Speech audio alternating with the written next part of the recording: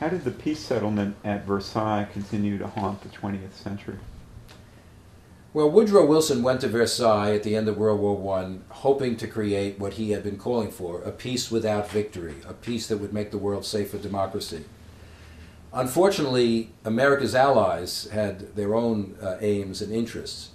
The British, the French, they wanted to punish Germany.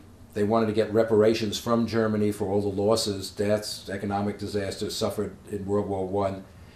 They were not interested in political self-determination for their colonies. They wanted to absorb Germany's colonies into their own empires. So Wilson is faced with a problem that he has certain ideals, but his allies don't want to go along with them. And so a vast negotiation and set of compromises takes place. The map of the world is redrawn. Wilson's idea of putting together different ethnic groups in their own countries in Eastern Europe comes into fruition. New countries like Austria, Hungary, Yugoslavia, Czechoslovakia are created. But none of those is really ethnically homogenous. The peoples of Eastern Europe are all mixed up with each other. And so later on, much later, we will see bitter battles in those regions between different ethnic groups, despite the careful drawing of political boundaries which Wilson oversaw.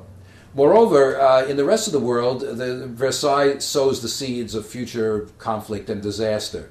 As I said, instead of giving independence to colonial people, India, African nations, Middle Eastern nations, they just redraw the map of empire and absorb the German colonies into the British and French empires. The disappointments of the nationalistic aspirations of these people will lead eventually to battles in the Middle East, the Vietnam War.